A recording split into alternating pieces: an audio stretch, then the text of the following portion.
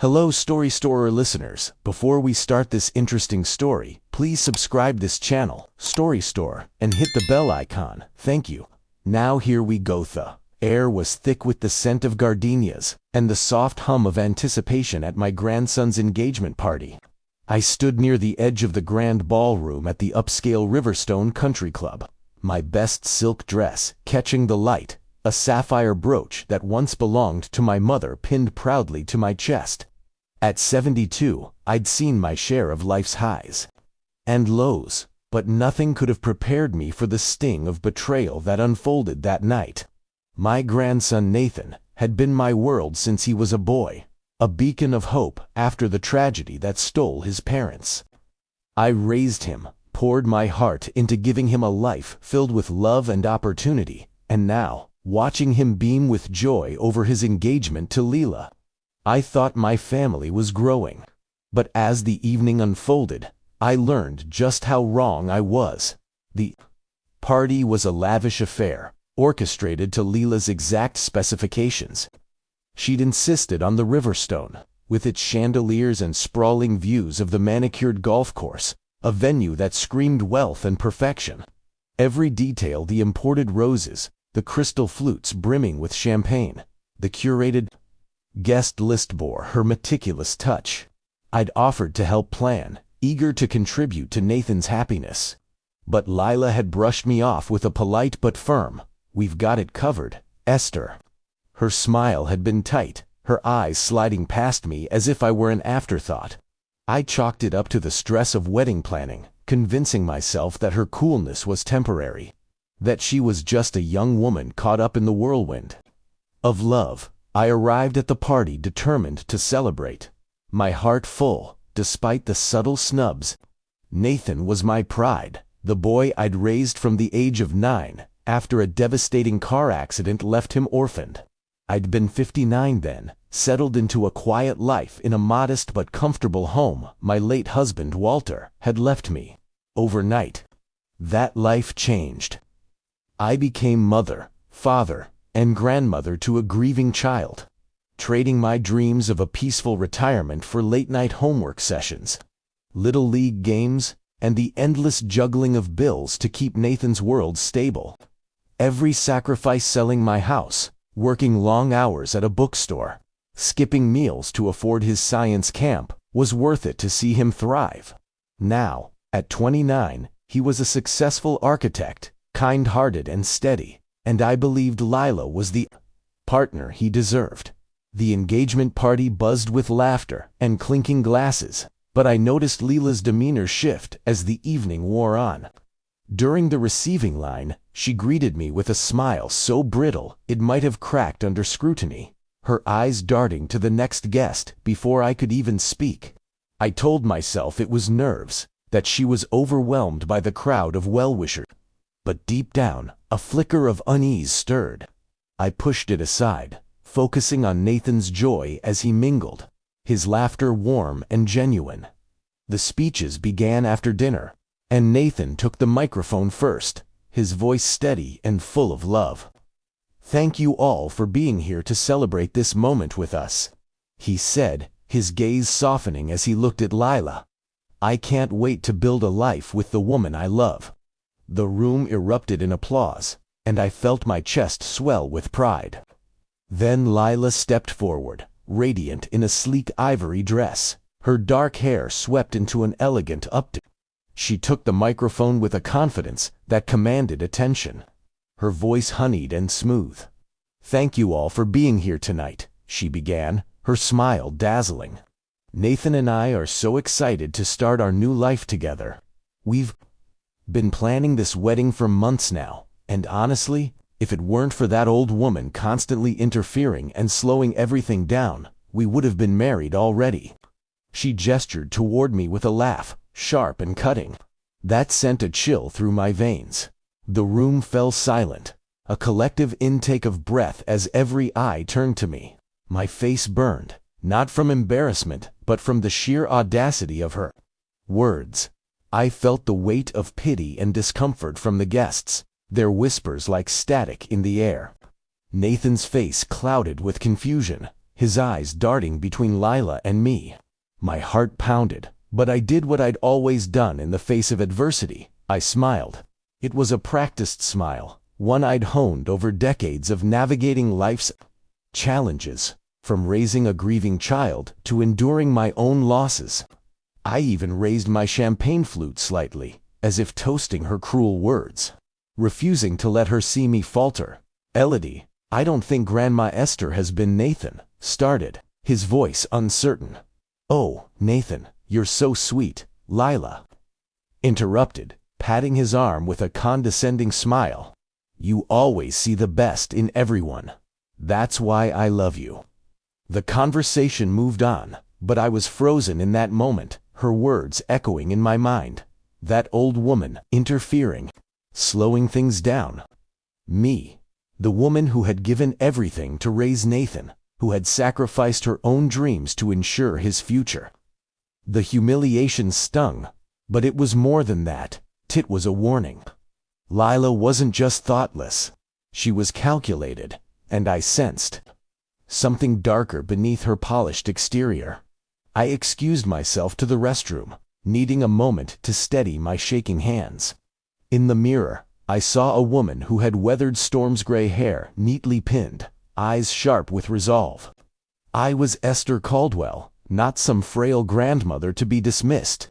I had raised a man worth a dozen of Lila, and I would not let her tarnish his light. When I returned to the party, I moved with purpose, my mind racing. I found the caterer first, a kind man named Paul who'd been coordinating the wedding menu. "Excuse me there," I said softly, touching his elbow.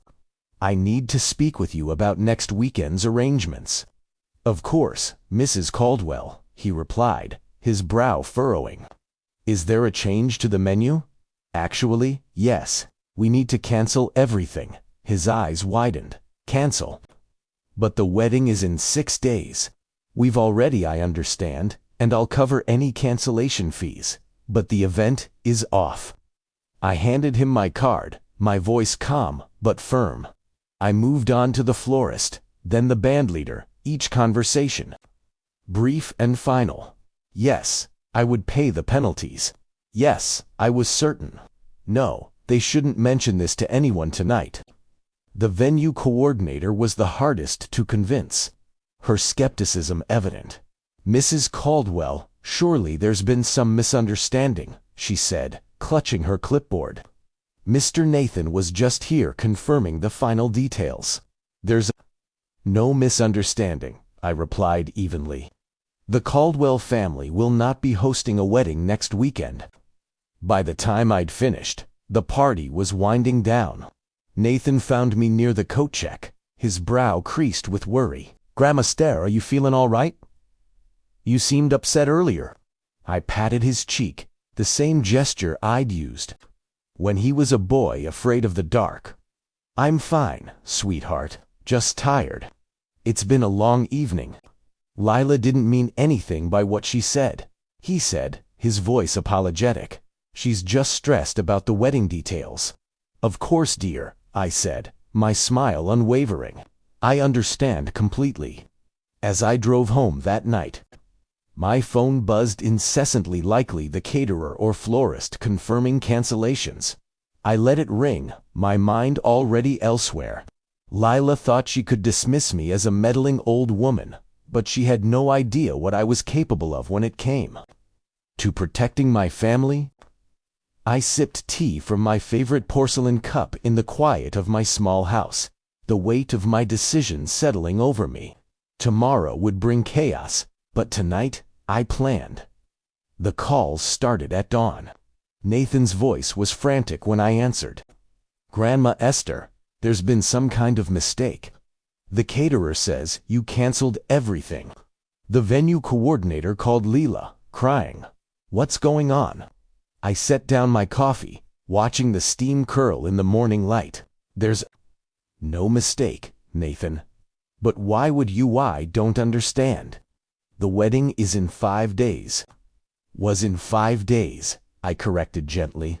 The silence on the line was heavy, broken only by Lila's shrill voice in the background, her words indistinct but her anger clear.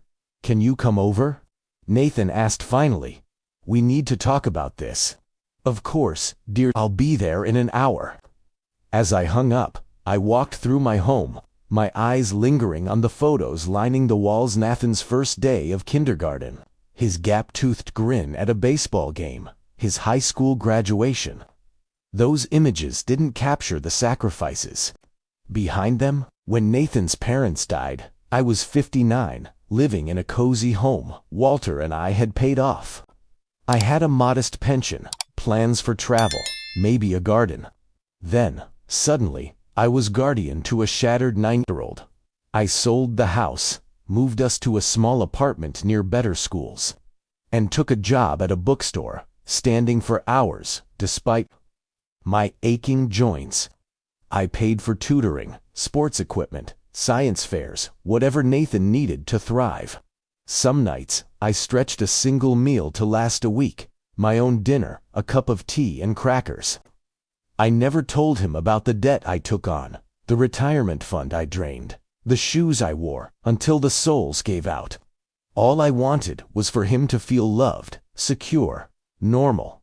Nathan's apartment was in a sleek building downtown, a testament to his success as an architect. He'd met Leela at a networking event, her charm and confidence drawing him in. At first, I was thrilled he deserved love, a partner to share his bright future. But over time, I noticed changes. Our monthly dinners dwindled to occasional lunches, canceled at the last minute because Lila has something planned. Holidays we'd always spent together were replaced with her new traditions. Phone calls grew short, her laughter in the background cutting him off. She never insulted me out, right? She was too clever for that, but her subtle manipulations, like emergencies that coincided with our plans, told me enough. When I arrived at their apartment, Lila opened the door, her sweet facade gone. Her eyes were cold, calculating. "So, the old woman has some fight in her after all," she said, stepping aside reluctantly. "May I come in?" "I'd like to speak with Nathan," I said, my voice steady. She gestured me inside with a smirk. Nathan was pacing the living room, his hair mussed, his eyes shadowed with exhaustion. "Grandma Easter, please help me understand this. The wedding is ruined. Lila's parents are flying in tomorrow. The guests, the dress." I sat on the couch, one we'd chosen together before Lila's influence turned the apartment into a sterile showcase of white and chrome.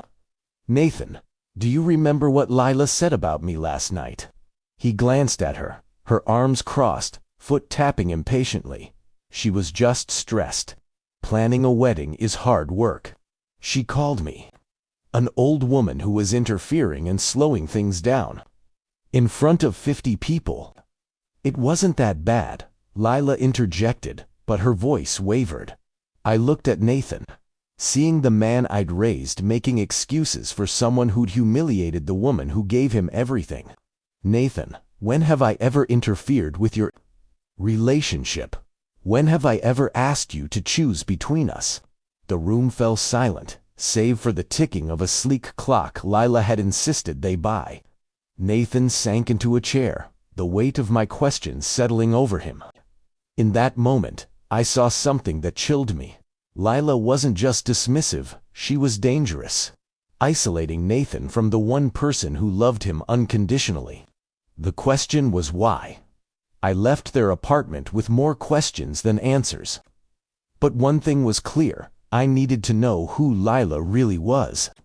That afternoon, I did something I never imagined. I hired a private investigator.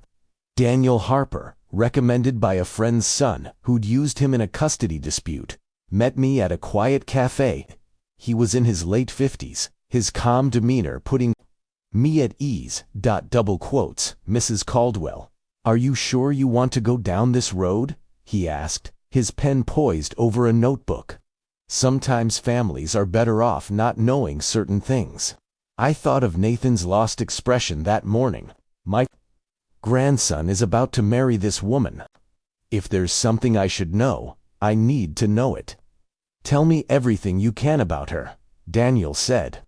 "Full name, where she works, where she's from, how long they've been together. I shared what I knew. Lila Rose Bennett, 27, worked at Carver Advertising, claimed to be from Seattle with a degree from the University of Washington, dating Nathan for 16 months. I'll start with basic background verification, Daniel said. Give me 3 days. Those 3 days were endless. I went through the motions: grocery runs, my knitting circle, coffee with my neighbor Clarabut. My mind was on what Daniel might uncover. Part of me hoped I was wrong, that Lila was just immature, not malicious. On Thursday evening, Daniel called. Mrs. Caldwell, can you meet me tomorrow morning? I have information you need to see. His tone told me I wouldn't like what he'd found. Friday morning, I sat across from him in the same cafe, my hands trembling as I adjusted my glasses. He spread documents across the table. Let's start with education, he said. Lila Bennett never attended the University of Washington. There's no record of her at any accredited college. My stomach dropped. But she has a degree. She works in advertising. The degree on her wall is a forgery, a good one, but fake. As for Carver Advertising, he slid a paper toward me. She was fired 8 months ago for fabricating client data and misusing company funds. But Nathan thinks she still works there. She leaves every morning, talks about her projects. Daniel nodded grimly. She spends her days at cafes and boutiques, using credit cards to maintain appearances. He showed me a credit report. $75,000 in debt across 10 cards, all maxed out. I stared at the numbers, reeling. How does she afford her lifestyle? The designer clothes, the apartment she shares with Nathan, the engagement ring. That's where it gets interesting. Daniel pulled out another file. I found records of 4 previous relationships, all with successful men, each lasting about 18 months. He showed me social media printouts Lila, with different men. At luxury resorts, galas wearing jewelry, I now knew Nathan's credit cards had funded. Each relationship ended abruptly, usually when the men started asking about shared finances. 2 filed restraining orders. Restraining orders. My voice was barely a whisper. He flipped to another page. Michael Larson, a tech entrepreneur. From Portland, he reported Lila became controlling when he refused to co-sign a loan after 7 months. When he ended things, she threatened to ruin his reputation with false allegations. Another, James Carter, a lawyer from Denver, said she isolated him from his family, then keyed his car when he broke it off.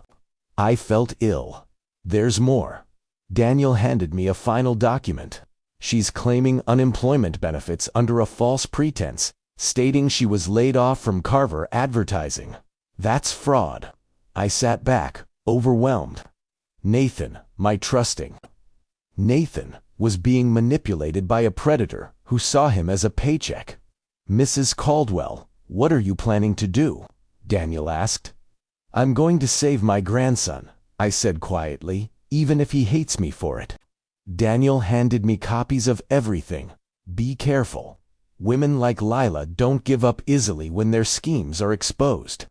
As I drove home, my mind churned. Nathan and Lila were set to leave for their honeymoon Sunday, a lavish trip to a resort in the Bahamas, one Lila had insisted on, paid for entirely by Nathan. But maybe that trip could be my advantage. Redditors lower their guard when they think they're safe. I picked up my phone and called the resort. Yes, I'd like to book a room for this weekend. It's urgent. I need to surprise my family. Nathan called Saturday evening, his voice heavy. Grandma Easter, we managed to put together a small ceremony at City Hall, just immediate family. I know you're upset, but... He paused, Lila's sharp voice audible in the background. We're leaving for our honeymoon tomorrow. Maybe when we get back, we can work things out. My heart ached at his attempt to bridge the gap. Of course, dear. Have a wonderful trip. I love you, Nathan. You know that, right? I love you too, Grandma Esther. More than you know. I packed a small suitcase, booking a flight to Nassau. For Monday morning, I paid extra to keep my arrival a surprise. That night, I studied Daniel's files, memorizing every detail. I had one chance to confront Lila, and I needed to be certain. The flight was long, giving me time to wrestle with how to tell Nathan his marriage was a lie.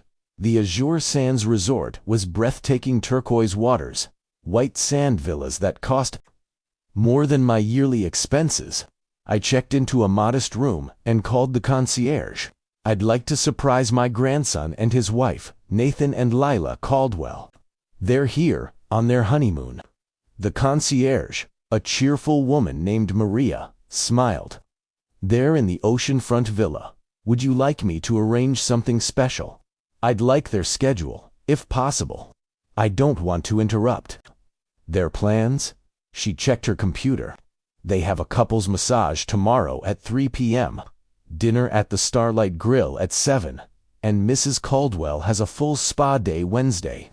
Of course she did. I thanked Maria and spent Tuesday observing. I spotted them at the pool, Nathan laughing, Lila snapping selfies in a designer swimsuit. Wednesday morning, I sat in the lobby with a book and coffee, watching as Nathan appeared. In swim gear, alone. Nathan. I called, feigning surprise. He turned, his face cycling through shock and relief. Grandma Easter, how did you? I hugged him, noting his thin frame.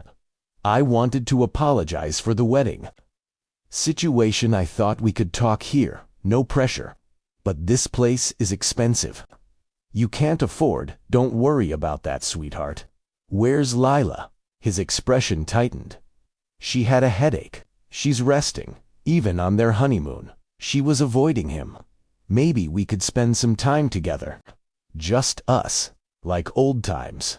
His smile was genuine, the first I'd seen in months. I'd like that. We walked the beach, talking about his work, his dreams, things we hadn't discussed since Lila entered his life. But I noticed his constant phone checks, texting Lila with updates. When I suggested lunch, he hesitated. I should check on Lila, make sure she's okay. Invite her to join us, I said. His face fell. She doesn't like the heat. And she's particular about where she eats. Translation: Lila had better things to do. Over lunch, Nathan barely ate, his eyes distant. Finally, I couldn't hold back. Nathan, are you happy? He blinked, caught off guard.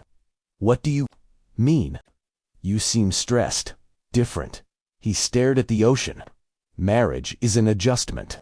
Lila has specific ideas about how things should be. She's used to nicer things. My heart broke at his excuses. Nathan, there's something I need to tell you about Lila. He stiffened. Grandma Esther, please, not here.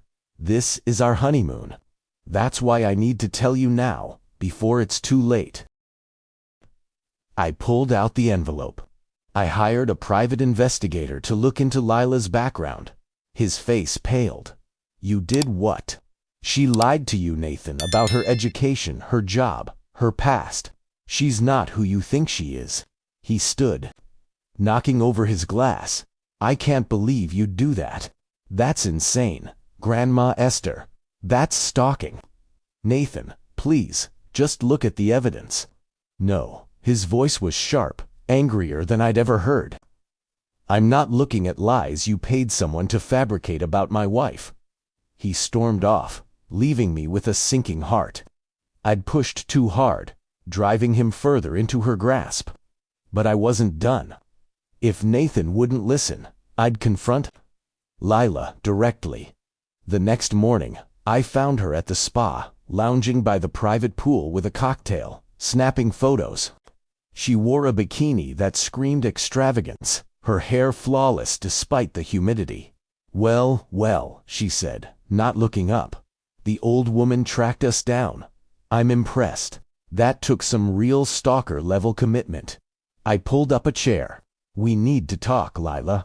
Actually, we don't. Nathan told me about your little conspiracy folder. Hiring a pie, that's probably illegal. You lied about your education, I said calmly. Your job, Everything. She laughed, a sound like shattering ice. Proof it.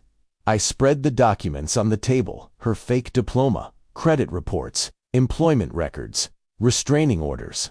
Her composure wavered, her eyes scanning for onlookers. You have no idea what you're messing with, old woman. I know exactly what you are. A con artist who preys on good men. Her mask slipped further. Good men. Your precious Nathan is pathetic. He bought me a $12,000 ring because I said it made me happy. He opened credit cards without a question, because he loves me. No, because he's weak. My hands clenched the papers. Why Nathan? She smirked. Steady job, no debt, and a grandmother with money she'll leave him. Plus, that tragic orphan story makes people root for him. Perfect husband material for someone like me. And when the money runs out, she shrugged. I leave. Maybe he's suddenly unstable. Maybe I'm unhappy. Doesn't matter. I get what I need and move on. You're a monster. I'm practical. Men like Nathan need women like me to feel special. I make them feel desired for a price. What happens when he learns the truth? She faltered, then recovered. He won't. Men like him cling to the fantasy. You've already lost Esther. He chose me. Push harder, and he'll cut you out for good. She was right. Athens' reaction proved it. I needed a new approach, something to expose her in front of him. Enjoy your last day of marriage. I said. She paused. What's that supposed to mean? I smiled. I'm not done yet. That afternoon, I made calls. To Daniel for more documents. To the concierge for a dinner arrangement. To Nathan's room. Nathan, I want to apologize. For yesterday, you were right, this is your honeymoon. Would you and Leela join me for dinner tonight to celebrate? Then I'll head home. He sounded relieved. That would be nice. Starlight Grill at 7. Perfect. I love you, Nathan. As I hung up, a calm settled over me. Tonight, Lila would face the consequences of her lies, not from me, but from her own arrogance. The Starlight Grill was stunning, with candlelit tables overlooking the sea. I arrived early, securing a private corner. Nathan and Lila arrived at 7, him in a suit, her in a dress that screamed money. Esther, she said, kissing my cheek with false warmth. How lovely you wanted to celebrate. We made small talk. Nathan relaxing as I avoided heavy topics. Lila spun tales of their wedding, painting herself as the perfect bride. Halfway through dinner, I excused myself, stopping at the hostess stand. There's a gentleman at the bar staring at our table. He seems to recognize my grandson's wife. Could you ask him to join us? The hostess nodded, fetching Daniel. I returned as the waiter cleared our plates. This trip reminds me how important it is to know the people we love, I said. Lila, I'd love to hear about your college days at Washington. What did you study? Marketing, she said smoothly. Very practical. And your job at Carver Advertising? What campaigns do you work on? Nathan beamed. Lila's leading their digital strategy. She's up for a promotion. I nodded. It's rare to find someone so accomplished. Daniel appeared, his expression grave. Excuse me, aren't you Leela Bennett? Her face drained of color. Nathan frowned. It's Leela Caldwell now. We just got married. Do you know each other? Daniel showed a photo. I'm a private investigator. Miss Bennett is wanted for questioning in a fraud case in Denver. She defrauded my client of $40,000 before vanishing. There's some mistake, Lila said, her voice tight. No mistake, Daniel said, setting documents on the table. Bank records of fraudulent loans. Proof you were fired from Carver, advertising for falsifying data, restraining orders from 2 men you targeted. Nathan stared at her, horror dawning. Lila, what is he talking about? It's lies. She snapped. Your grandmother hired him to ruin us. Answer the question, Nathan said, his voice firm. Did you lie about your job, your education? Everything. Her mask fell. Fine. Yes, I lied about all of it. Happy now. Nathan recoiled. Why? Because you're pathetic, she spat. You and every loser who thinks he can buy love. I've been laughing at you for months. Poor orphan boy, so desperate for a pretty girl, he'll bankrupt himself. Her words cut deep, Nathan's face crumpling. I never loved you, she continued. You're boring, weak. The only thing interesting about you is your bank account, and even that's not much. Lila, stop, I said. She turned on me. You sanctimonious old witch. You've destroyed his happiness. He'll never trust again, thanks to you. She stood, throwing her napkin down. I'm packing. Nathan, wire me $50,000 to keep this quiet, or I'll ruin you. You'll get nothing, he said, his voice hollow. She laughed. We'll see. I know things about you your grandmother wouldn't like. As she stormed off, whispers spread through the restaurant. Nathan buried his face in his hands. How could I be so stupid? I took his hands. You weren't stupid. You loved her. She exploited that, but it doesn't make your love a weakness. Daniel gathered his documents. I'll notify the authorities about her location. She won't scam anyone else. After he left, Nathan and I watched the sunset in silence. I'm sorry, Grandma Esther, he said finally, for not listening. For choosing her, you have nothing to apologize for. She was good at what she did. How did you know? That moment at the party, when she called me an old woman. She let her true self slip, and I saw something dangerous. What do I do now? The marriage, the debt, the humiliation. You come home with me. We'll handle the annulment, the debts, all of it. First, you heal. He nodded, tears falling. I love you, Grandma Esther. I never doubted it. Later, in the villa, we found Lila had taken everything valuable jewelry. Nathan's watch, electronics, but left a notebook detailing his finances, schedule, and vulnerabilities. It was a predator's playbook, cold and calculated. She planned this from the start. Nathan said, stunned, double quotes, yes. But she underestimated one thing. What? I smiled. What a grandmother will do to protect her family. 8 months later, Nathan was thriving. The annulment was swift. The debts mostly recovered through legal action. Lila was arrested in Key West, targeting another victim. But the real victory was Nathan's renewed confidence, his trust in authentic relationships. Our Sunday dinners resumed, filled with laughter and stories. A reminder that some bonds between a grandmother and her grandson are unbreakable now.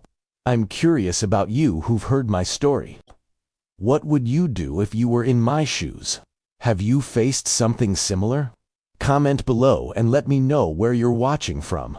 Love to see how far this story has traveled.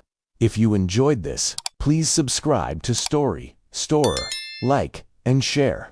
Thank you for joining me on this journey.